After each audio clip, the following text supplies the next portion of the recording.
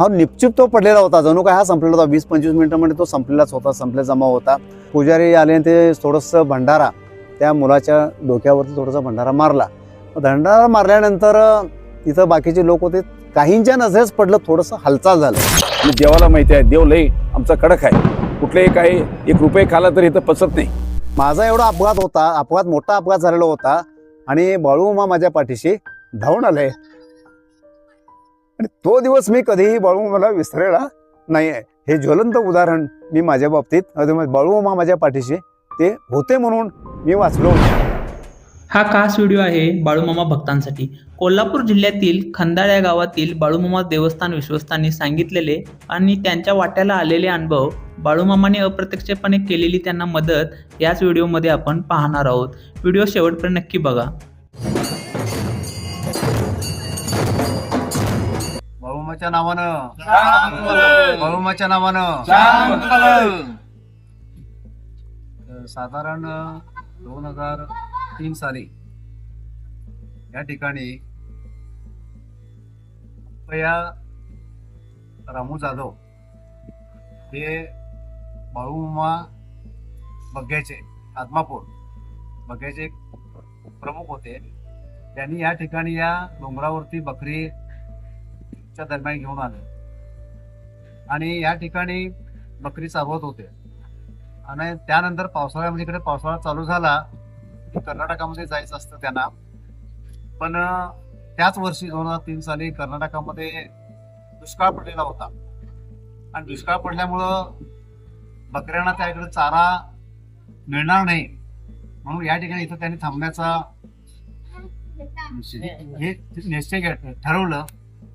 आणि या बाळूमाच्या या डोंगरावरती जिथं सामानगड जसं शेवटचं टोक आहे या ठिकाणी येऊन भिडतं, या ठिकाणी त्यांनी या ठिकाणी आपलं तळ ठोकण्याचं ठरवलं.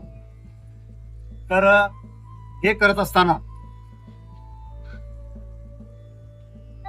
इथं डोंगरामध्ये चारा होता, पण पाण्याचा थोडासा प्रश्न होता. मग इथं खाली गोटुरे म्हणून गोटुरेंचं एक विहीर होतं, ते साधारण पावसाळ्यामध्ये थोडंसं पाणी असायचं. मग त्या काळी थोडंसं त्या ठिकाणी तळाला थोडं पाणी होतं, घास साचलेला होता. आणि इथेल ते अप्पया जाधव आणि त्यांचे जे काही सेवेकरी आहेत जाऊन त्या ठिकाणी थोडंसं ते भंडारा टाकला आणि बाळूमाचा चमत्कार म्हणा किंवा काय म्हणा, गाळ वगैरे काढलं आणि थोडंसं पाणी हळूहळू वाढायला लागलं. मग त्या ठिकाणी इंजिन बसवलं आणि ते बकरी जे होते त्यांना पाण्याची सोय झाली. मग त्या ठिकाणी त्या वर्षी बकरी इथंच थांबले. या ठिकाणी इकडे या बाजूला झोपडी एक बांधली आणि झोपडीमध्ये बाळूमाचा एक फोटो सुरुवातीला तिथं पूजन केलं आणि त्या झोपड्यामध्येच त्या ठिकाणी त्यांचं वास्तव्य चालू झालं. मग दिवसभर बकरी चारायचे, संध्याकाळी ते यायचे, मग त्यांचं जेवण पान खाण हे सगळं चालू झालं. आणि काही वर्षे म्हणा तुम्ही, या ठिकाणी हे नित्यनेमानं चालू झालं. मग या ठिकाणी अमावस्या, त्यानंतर आषाढी एकादशी, त्यानंतर सप्ताह, हे नित्यनेमानं काही वर्षे हे कार्यक्रम या ठिकाणी चालू झाले. आणि हे होत असताना या ठिकाणी 2009 साली सर्व भक्त या पंचक्रोशीतील जे नूल, खंदाळ, बस्सरगे,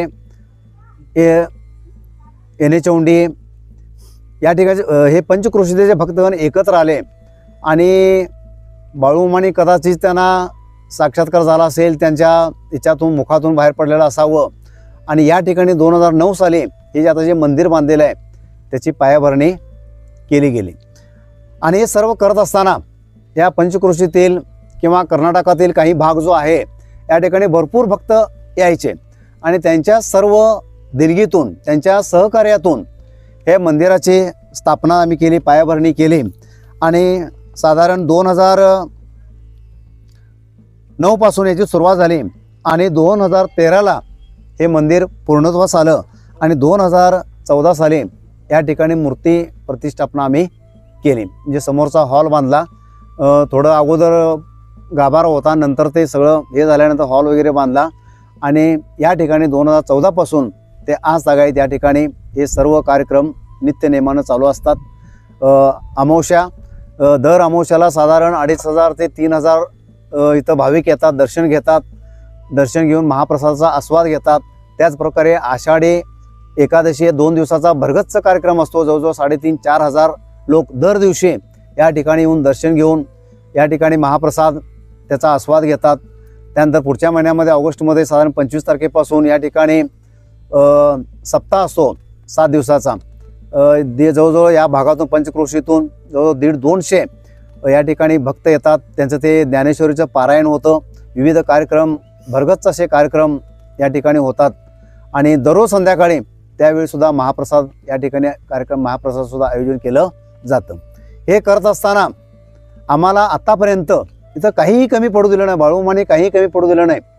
त्यांनी भक्त येतात, देणगी देतात आणि हे त्यांच्यातूनच हे चालू आहे. आणखीन एक वैशिष्ट्य सांगायचं झालं तर दरवर्षी धारवाड दीपक संकुजी म्हणून एक आहे, व्यक्ती आहे, तरुण भक्त आहेत आणि त्यांचा जो नातेवाईक आहेत, मित्रमंडळी आहेत, 10 जणांचा त्यांचा ग्रुप आहे.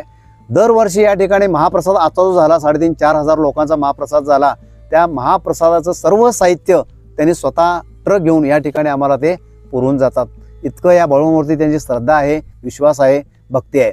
त्यानंतर कालचा जो कार्यक्रम झाला या ठिकाणी सुद्धा मडलगी ज्वेलर्स गडिंग्लज यांनी उपवासासाठी उपवास होता त्या ठिकाणी भगर जवळजवळ 2.25 क्विंटल याचं भगर या ठिकाणी भगर आम्ही केलं आणि इथं सुद्धा 2500-3000 लोकांनी त्याचा आस्वाद घेतला. एवढं या ठिकाणी नित्यनेमानं हे कार्यक्रम चालू आहेत. आणि एक प्रसंग मी सांगतोय, असा 2-3 प्रसंग आहेत. या ठिकाणी एक खाली 15 बाय 15 आणि साधारण 10-12 फूट विहीर आम्ही पाण्यासाठी खणलेली होती आणि पावसाळ्यामध्ये त्या ठिकाणी पाणी साचायचं. आणि साधारण जुलैमध्ये काय झालं, ऑगस्टमध्ये इथं तो सप्ताहाचा कार्यक्रम असायचा आणि ऑगस्टच्या त्या सप्ताहाच्या आदल्या दिवशी या ठिकाणी केंपाना चंद्राप्पा हसुरे हा एक लहान मुलगा होता आणि हा खेळता काय झाला, ते कोणाचं ते घरी डोळा चुकून या ठिकाणी आला आणि तो विहिरीत पडला. इकडं कार्यक्रमाचं नियोजन चालू होतं, इकडं आमचे सर्व ट्रस्टी होते, लोक होते, भक्तगण होते आणि तिथं कोणतरी त्या एखाद्या मुलानं जाऊन सांगितलं होतं घरी. मग घरी आरडाओरडा चालू झाला, लोक त्यांच्या घरातले सगळे आले, आरडा लागले, विहिरी भोवती हे करून. मग आम्ही इथं सर्व बाकीचे जे होते ट्रस्टी गेले, बघतो तर काय तिथं सामसावा लागला नाही.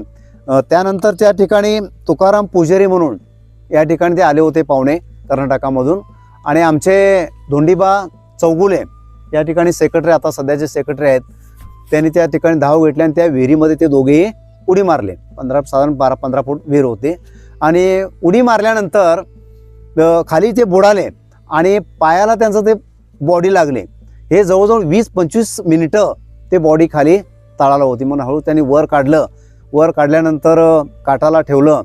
मग थोडंसं छातीवरती दाब देऊन जरा काहीतरी पोळी वगैरे तो खाल्या होता वाटतं, मग सगळं तोंडातून बाहेर पडलं. मग हा निपचिप तो पडलेला होता, जणू काय हा संपलेला होता. 20-25 मिनिटांमध्ये तो संपलेलाच होता, संपले जमा होता. मग नंतर तर काय झालं, पुजारी आले आणि ते थोडंसं भंडारा त्या मुलाच्या डोक्यावरती थोडासा भंडारा मारला. भंडारा मारल्यानंतर इथं बाकीचे लोक होते, काहींच्या नजरेच पडलं, थोडंसं हालचाल झालं, त्या बॉडीमध्ये थोडीशी हालचाल झाली. हालचाल झाल्यानंतर मग सगळ्यांना दृष्टी पडलं नाही, पण हालचाल झाली. मग शेवटी आता काय करायचं, दवाखान्यात नेले, हरकर्ण्या धबालेंचा दवाखाना आहे त्या ठिकाणी नेले. आणि तिथं गेल्यानंतर सुद्धा ते म्हणाले, हे सगळं चेक केलं आणि त्यांना पण डॉक्टरांना पण काही हे झालं नाही. ते म्हणाले बहुतेक प्रयत्न करतो म्हणाले. मग आम्ही सगळे बाकीचे ट्रस्टी होते, बाकीचे त्यांचे आईवडील सगळे होते, प्रयत्न करा म्हटलं साहेब काय होतंय बघूया. आणि त्यांनी काहीतरी इंजेक्शन वगैरे दिलं आणि बाळूमामाचा आशीर्वाद असेल, चमत्कार असेल, तो मुलगा सुखरूप आहे. आज जवळजवळ 24-25 वर्षाचा मुलगा आहे तो आज या ठिकाणी. तो आहे इथं बाळूमामाचं, तो सेवा करतोय, त्यांचे आईवडील सुद्धा इथं या ठिकाणी आहेत. हा एक प्रसंग जिवंत बाळूमाचा चमत्कार म्हणावा लागेल किंवा बाळूमाचं अस्तित्व या ठिकाणी आहे. बाळूमा सगळ्यांच्या पाठीशी ते इथं या ठिकाणी वास्तव्यात आहेत. त्यानंतर आणखीन एक प्रसंग मी सांगतोय. या ठिकाणी बांधकाम वगैरे चालू होतं आणि दगड वगैरे आम्ही आणलो होतो. त्या ट्रकवाल्यांचं जवळजवळ 15,000 बिल द्यायचं होतं आणि ते आमचे सेक्रेटरी, आता हे धोंडीबा चौगुले आहेत, ते चेक लिहिलेला होता, खिशामध्ये चेक होता, ते घेऊन येतो तिकडे बाळूमाला यायचं आणि बँक ऑफ महाराष्ट्र जायचं नूलला. मग त्या दरम्यान काय झालं, ते गडबड होते वाटतं आणि कुठेतरी वाटेत चेक त्यांचा तो पडला. मग इथं आले, इथं बघतात तर खिशात हात घालतात, चेक नाही. मग ते डायरेक्ट काय केले, बँक ऑफ महाराष्ट्र गेले आणि सांगितले शाखाधिकाऱ्यांना की बाबा हा चेक आला तर तुम्ही चेक वटवू नका, असं त्यांना सांगितलं. मग ते सांगितल्याने परत आले. परत येऊपर्यंत ज्याला चेक द्यायचा होता तो ट्रक ड्रायव्हरला त्याची दृष्टी कशी काय गेली काय की त्या चेकवरती, त्यांनी खाली उतरला, काय पडले कागद बघितले, ते चेक हातात घेतला आणि ते बघितलं आणि इथं आले. त्यांचा तो त्या दिवशी त्यांना चेक द्यायचा होता, इथं आले आणि आल्यानंतर त्यांनी सांगितलं अबो मला हे चेक सापडलेला आहे आणि हा चेक तुम्ही घ्या. म्हणजे ह्याच्या पाठीमागं सुद्धा साक्षात बाळूमामाचं अस्तित्व, बाळूमामाचा चमत्कार किंवा त्यांचं हे आहे म्हणायला काही हरकत नाही. हे दोन अगदी ज्वलंत या ठिकाणी घडलेले आहेत. आणि आणखीन एक माझ्या बाबतीत जर सांगायचं झालं, मला अनुभव आलेला, मी सुरुवातीपासून भडगाव गावचा रहिवासी आहे, गडिंग्लज तालुका भडगाव या ठिकाणी सुरुवातीपासून बाळूमामाचा मी भक्त आहे. पण सक्रिय आता रिटायर झाल्यानंतर या ठिकाणी मी 2022 पासून पूर्ण वेळ या ठिकाणी मी देतोय. आणि या 2006 साली माझा एक अपघात झाला. शाळा सुटल्यानंतर संध्याकाळी मी घरी जात होतो, माझी MAT होती. घरी जात असताना जरळे आणि मंगळूच्या दरम्यान माझा अपघात झाला. एक व्यक्ती या दिशेनं आले आणि माझ्या गाडीला ठोकर दिली. ठोकर दिल्यानंतर गाडी पलटी होऊन मी गटारीत पडलो. गटर जवळजवळ 2-3 फूट गटार होतं, त्या गटारीत पडलो. गटारीत पडल्यानंतर माझा या उजव्या हाताचा हा नर्व कट झाला, रक्तबंबाळ झालेला होता. इथं हे दोन्ही हे हाडं मोडलेली होते आणि मी गटारीत पडलो. मग अंधार पडला होता, त्यावेळी नोव्हेंबर महिना होता आणि अंधार पडला होता. मग काही लोक गेले असतील, मी बेशुद्धच होतो, काही लोक गेले असतील काय मला माहीत नाही, पण माझ्याकडं कुणी बैठलेलं नव्हतं कदाचित. मग इकडं मुगळी होऊन या दिशेनं एक कडगावचा एक न्हावी म्हणून एक नाव माहीत नाही मला, तो इथं नूलला काहीतरी पाहुण्यांच्याकडे आला होता आणि तो चालला होता. मग तो गाडी आणि कसं का दृष्टी माझ्यावर पडली काय की, मग तो काय केला, गाडीवरनं खाली उतरला आणि मला बघितला आणि हे बघून रक्त वगैरे चालू होतं, हे सगळं मोडलेलं होतं. मी अजिबात बेशुद्धच होतो आणि त्यानंच काय केला, मला उठवला आणि गाडीवर बसवला आणि कोणतरी व्यक्तीला घेतला, आम्ही मध्ये बसवला मला आणि हे पाठीमागं तो बसला आणि मला या गडिंग्लजला बेळगुद्री यांच्या दवाखान्यामध्ये ॲडमिट केला. ॲडमिट केल्यानंतर मी शुद्धीवर आलो. आणि मला काय म्हणायचं आहे, माझा एवढा अपघात होता, मोठा अपघात झालेला होता आणि बाळूमामा माझ्या पाठीशी धावून आले आणि तो दिवस मी कधीही बाळूमामाला विसरलेला नाही आहे. हे ज्वलंत उदाहरण मी माझ्या बाबतीत, बाळूमामा माझ्या पाठीशी ते होते म्हणून मी वाचलो आणि आजचा हा दिवस मी पाहतोय. गेली 24 वर्षे या परिसरात बाळूमा मंदिर उभारलं, बाळूमाचे मंदिर.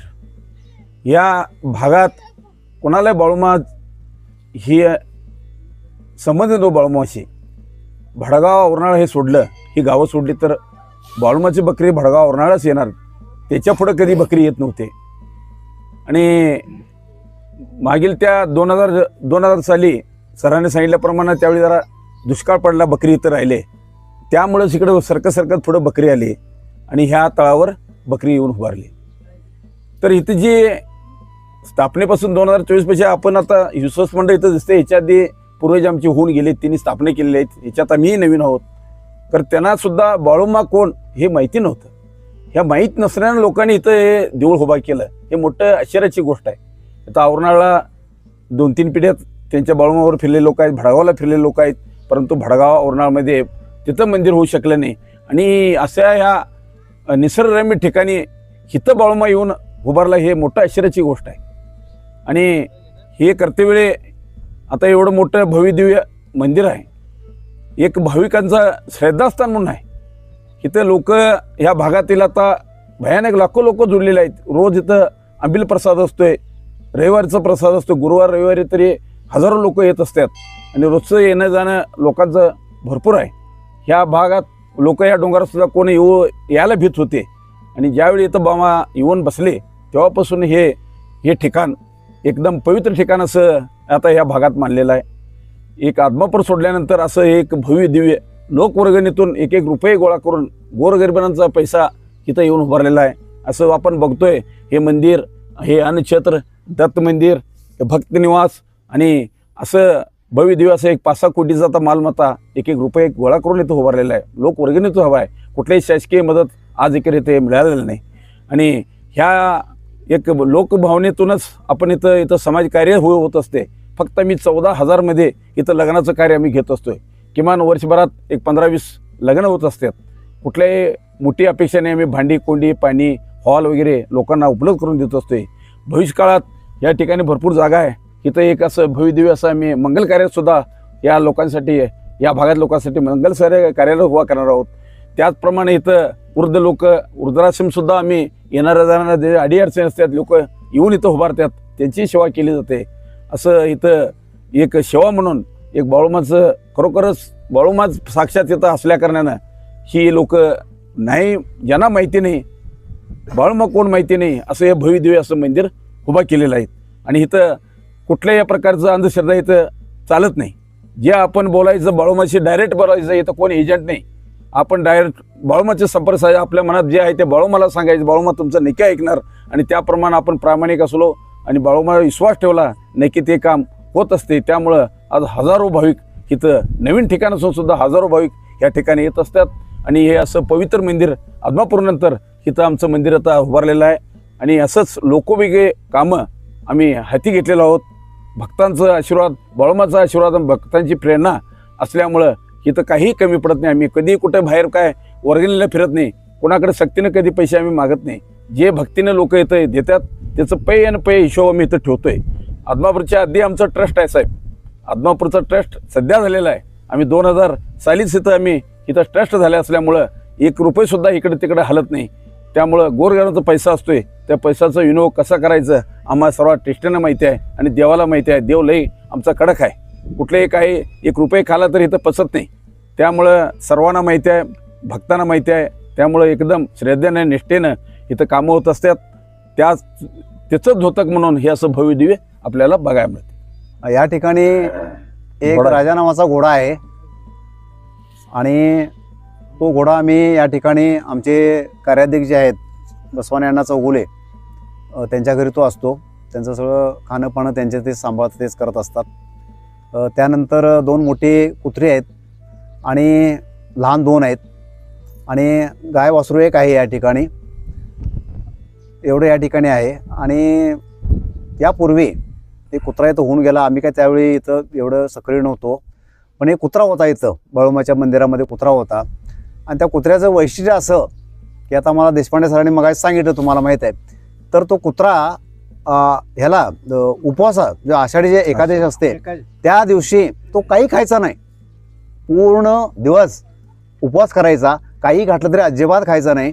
हे एक बाळूमाचं या ठिकाणी त्या कुत्र्याचं वैशिष्ट्य सांगता येईल. आणि आता गाय ते पाडं जे आहे, वासरू जे आहे या ठिकाणी या दत्तमंदिराच्या पाठीमध्ये बांधलेलं होतं आणि ते एकदम बुजलं आणि खाली पडलं आणि त्याचा पाय पूर्ण हे झालं होतं. मग ते डॉक्टरांच्याकडनं वगैरे ट्रीटमेंट घेतलं. मग ते डॉक्टर म्हणाले बघा काय प्रयत्न करूया, काय होतंय ते होऊन. तरी ते म्हणत होते काय बाळगण्यात काय अर्थ नाही, परंतु बाळूमाच्या आशीर्वाद असेल काय असेल ते आता इथं कुठेतरी आहे बघा. ते व्यवस्थित आता ते वाकडं पाय व्यवस्थित फिरतं, खातं, व्यवस्थित त्यांचं चालू आहे. त्याचं काही हे नाही आहे. हे इथल्या मूक प्राण्याबद्दल एवढं आपल्याला सांगता येईल. आणि त्या कुत्र्याचं वैशिष्ट्य असं आहे, आत्ता दिवसभरामध्ये कुणाला काही करणार नाहीत ते, पण रात्री 9, 9:30 वाजले आमच्यापैकी जरी कोणी जरी आला तर ते अंगावर येतात. फक्त तो पुजारी जो आहेत, पुजारी जर बोलवला तर ते गप बसतील. नाहीतर आम्ही परवा एक बघितलं 9:30 पावणे 10 वाजता लाईट अचानक गेली आणि आम्ही येत होतो, आमच्या अंगावर तो कुत्रा येत होता. दिवसा काय तुम्हाला काय करणार नाही, पण इथं रात्री कोणतरी व्यक्ती आली, अनोळखी व्यक्ती आली किंवा आमच्यापैकी जरी कोणी आला तर ते नक्की अंगावर जाणार. म्हणजे एवढे प्रामाणिकपणे बाळूमाची ते सुद्धा सेवा इथं करत असतात. म्हणून आम्ही सर्व ट्रस्टी त्यांच्यावरती आम्ही अवलंबून आहोत. आता सध्या आम्ही CCTV कॅमेरा बसवलेला आहे, पूर्वी काय नव्हतं. पण संपूर्ण देखभाल करण्याची जबाबदारी त्या 4 कुत्र्यांच्यावरती आहे. ते बाळूमामा आज या ठिकाणी आहेत याची मला खात्री आहे. कारण आहे की नाही, मी बरेच अनुभव असे घेतलेले आहेत या ठिकाणी की फक्त त्यांची आठवणीमध्ये मी काही पण एक नाही गोष्टी केलो आणि फक्त त्यांची आठवण काढली तर ते एक नाही साध्य होत गेलं. हाच माझा अनुभव आहे. ह्या देवाच्या श्रद्धेसाठी, भक्तीसाठी त्यांनी म्हणतात माई आम्ही डाळ भात खायला तुझ्याकडं येतोय. ती रात्री 12 वाजताही उठून त्या लोकांना डाळ भात करते आणि वाढते. आणि तिच्याबद्दल जर किस्सा ऐकायचा झाला तर गणिलच्या डॉक्टरनी त्यांना हार्ट ब्लॉकेज आहे म्हटले होते. आणि मी प्रत्यक्षात त्यांना दवाखान्याला घेऊन गेलो होतो. इथून लिहून दिले की यांचे ब्लॉकेज आहेत आणि यांचं ऑपरेशन केलं, एन्जिओग्राफी केलं पाहिजे. कोल्हापूरला घेऊन गेलो. त्या डॉक्टरांचं काय नाव आठवत नाही, बरेच दिवस झाले, कारण मी बी त्या टायमाला म्हणजे सळसळच्या रक्ताचा होतो. एवढं काही समोर ती आठवणी ठेवा, भविष्यात काय उपयोगी येईल यात विचार नव्हता. मग त्या डॉक्टरांनी सगळं ऑपरेशनची तयारी केली. त्यांना ऑपरेशन पेशंटला जे कपडे वापरतात ती कपडे घातले, आतमध्ये नेले आणि 5व्या मिनिटात डॉक्टर बाहेर आले की ऑपरेशन करत नाही. बाबा का करत नाही साहेब, तुमची फी भरलेली आहे. इकडे ते महाराष्ट्राचं कुठले ते मला वाटतं महात्मा गांधी कुठलं तरी योजना चालू, ते योजनेचं मंजुरी ते म्हटलेलं. आणि काय बरं, तुम्हाला जर नगद पैसे असतील तर मला एक 2-4 तास द्या, मी तुम्हाला पैसे भरतो. म्हणाले तुमचं पैशाची काही मला हे नाही हो, पैशाची काय अडचण नाही. मग अडचण काय, त्यांचं हार्टच नाही आहे, ब्लॉकेजच नाही. मग यंग वय असल्यामुळं मी बी सगळं म्हटलं साहेब काय सांगायला, तुम्ही डॉक्टर खोटे आहेत की तो डॉक्टर खोटा आहे. तिथून लिहून देतात आम्हाला जवळजवळ 100 किलोमीटर प्रवास करून 7,000 रुपये तुमची फी भरली आणि आज बोलताय की तुम्ही या व्यक्तीला एन्जिओग्राफीची गरज नाही, त्यांचे ब्लॉकेज नाही आहेत. भविष्यात काय झालं तर काय करणार आम्ही. म्हटलं भविष्यात जर ह्या बाईला काय झालं तर म्हटलं तुमचा दवाखाना आम्ही सील करू आणि त्याची नुकसान भरपाई हे तुम्हाला हे करावं लागणार. शेवटी ते डॉक्टर हतबल झाले. बाबा म्हणाले तू काय म्हणशील ते मी लिहून देतो, पण तू ह्या पेशंटला घेऊन जा, काही होत नाही. आज ते तुमच्यासमोर बघितलं असेल, ठणठणीत उभी आहे. आज कालपासून ती असं खाली सुद्धा अंग टेकलेलं नाही. आता कुठेतरी संध्याकाळी प्रसाद घेऊन अंग म्हणजे जरा विश्रांती घे, अशी म्हणजे त्या बाबाचे चमत्कार आहे.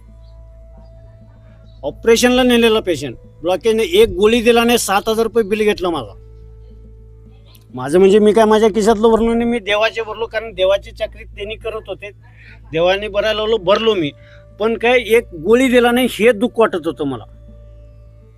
पण त्याच्या पाठीमागं कारणीभूत तो बसलेला. असे बरेचसे अनुभव आले. काही अनुभव मी सांगू शकत नाही कारण ते मला प्रकट करायचे नाही आहेत.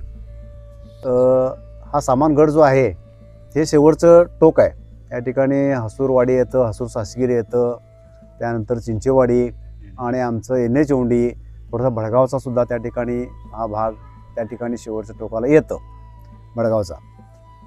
तर हे जे सामानगडचं शेवटचं टोक आहे आणि या टोकाला या ठिकाणी कदाचित बाळूमांना वाटलं असेल निसर्गरम्य ठिकाण आहे, या ठिकाणी लोकांची सोय होईल, सर्व सुविधा या ठिकाणी उपलब्ध होतील आणि या ठिकाणी मी या ठिकाणी वास्तविक केलं तर लोकांचा आदमापूरला जाण्याचा जो खर्च आहे, वेळ आहे, तो वाचेल.